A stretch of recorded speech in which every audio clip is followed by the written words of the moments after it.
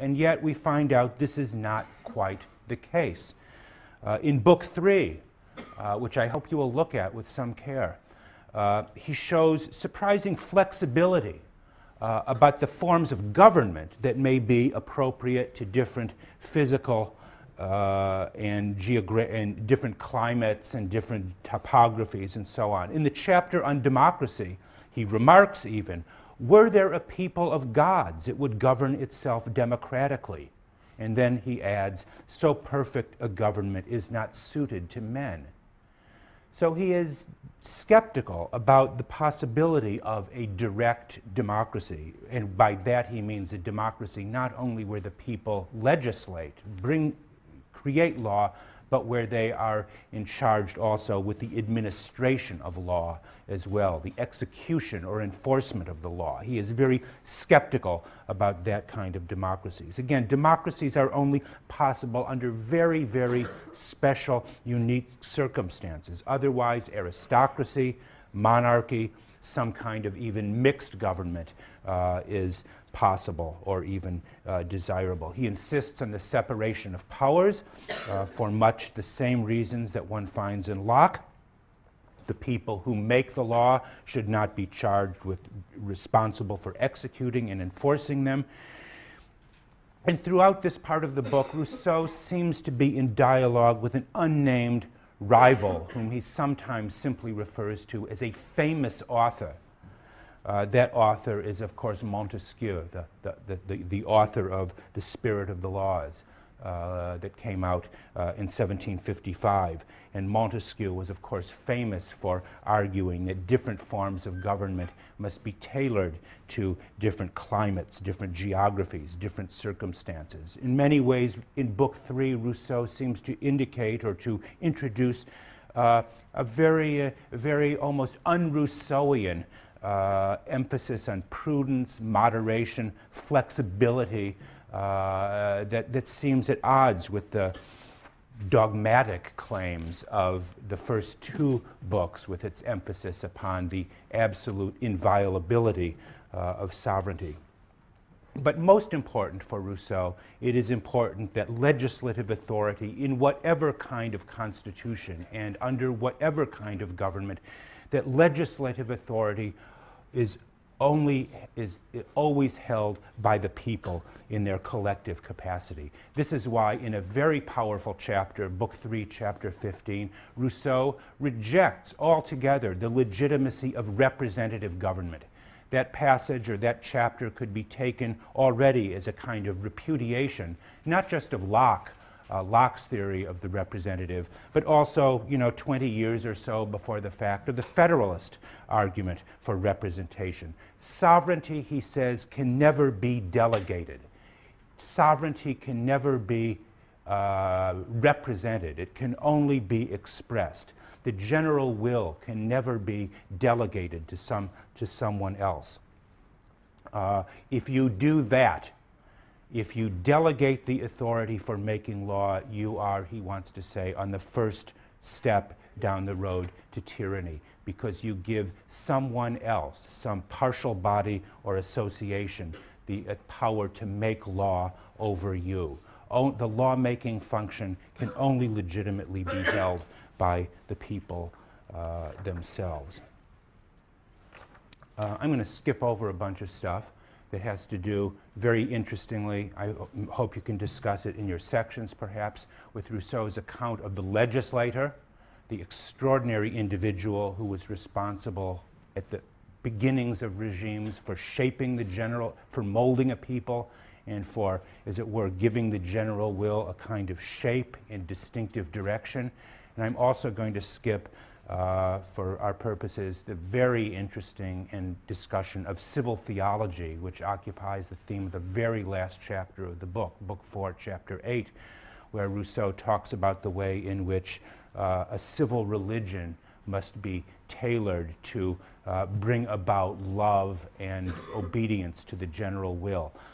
It was that chapter, I should say, that more than anything else led to the books being burned and banned in Geneva and other places, and for its powerful attack on Christianity in that chapter.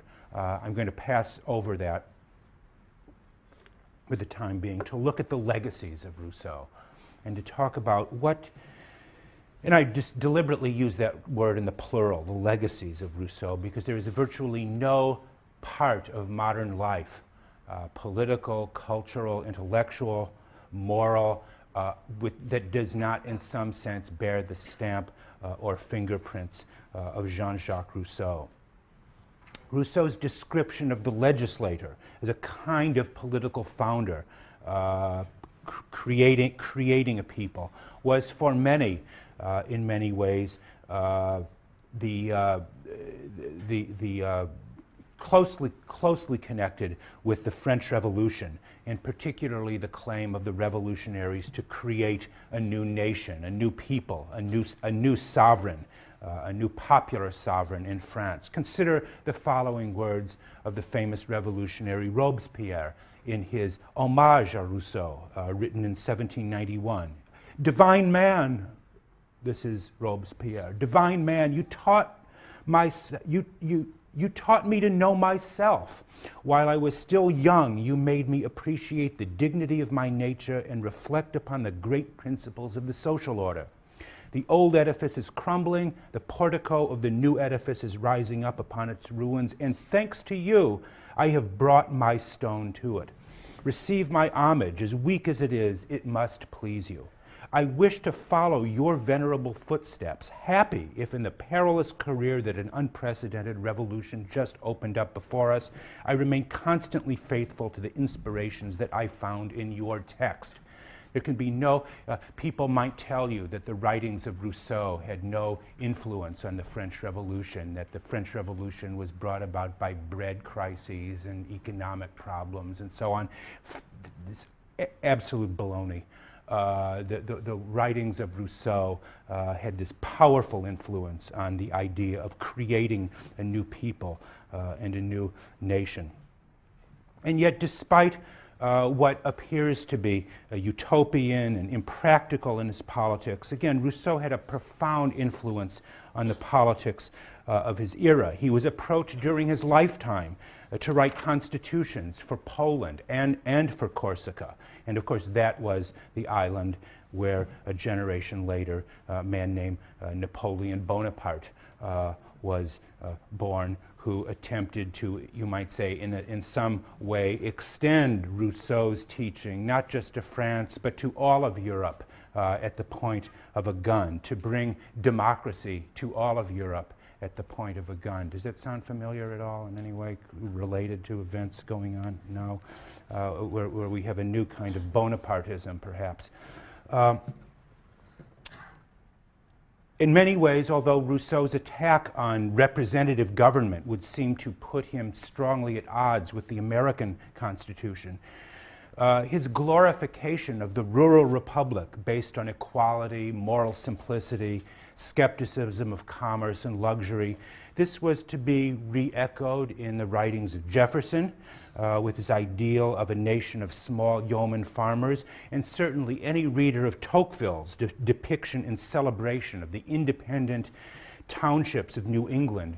Tocqueville's account of this was directly dependent on his reading of Rousseau, the small-scale experiment in direct democracy that Tocqueville saw was a real-world example of a kind of politics governed by the general will. And when you read those early chapters from Tocqueville's Democracy in America about the New England township, you will very much see Tocqueville looking at America through the lenses that were in some ways crafted or shaped by Rousseau.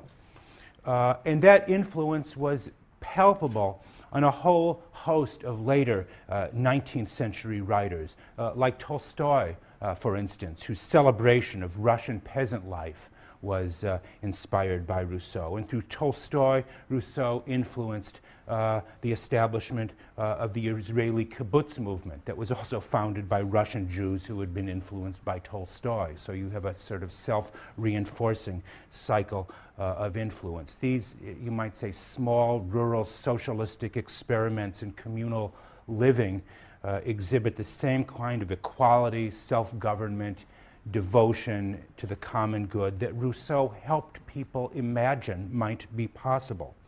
And yet Rousseau's influence was not limited to politics. If he was a divine man, as Robespierre called him, he was no less so to Immanuel Kant, who claimed that it was his reading of Rousseau that led him to learn respect for the dignity and the rights of man. That's what Kant said. He called Rousseau the Newton of the moral universe. Kant's entire philosophy, and I hope you also have a chance to read Kant's Critique of Practical Reason in some later philosophy course. Kant's entire moral philosophy is a kind of deepened and radicalized Rousseauianism, where what Rousseau called the general will is transmuted into what Kant calls the rational will and the categorical imperative. And it was not the least of Rousseau's legacies that after his death he became a hero both to the revolution and to the counter-revolution, both to a revival of Roman-style republicanism as well as to Romanticism. Or if I could use the words of a great Rousseauian, Jane Austen, he became both an advocate of sense and sensibility. Emerson, Thoreau, American transcendentalism, with its worship of nature and its protests against the kind of deadening and corrupting influence of society. All of these people were the direct heirs of Rousseau. Rousseau's last work, a book called The Reveries of a Solitary Walker, set the stage for later American classics like Walden Pond and generations of nature writers that have come after it and imitated it. Only by turning away from the noise and busyness of society can one return to what precedes society, to the feeling of existence, to the feeling of, or sweetness of mere existence, to the sentiment of existence, the sentiment de soi, as Rousseau calls it, the sentiment of the self. There is a kind of union that he celebrates with nature that puts the solitary walker, either above humanity or below it. That type of man, foreshadowed by Rousseau, the solitary, is no longer a philosopher in any sense that we would understand it, but might be better understood as an artist or a visionary.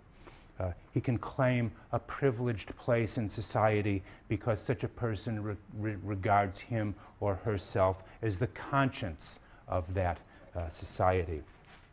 His claim to privilege is based on a heightened moral sensitivity rather than his wisdom or his rationality. And it is this kind of radical individualism, the radical detachment of the solitary from the interests of society that is perhaps Rousseau's deepest and most enduring legacy for us today.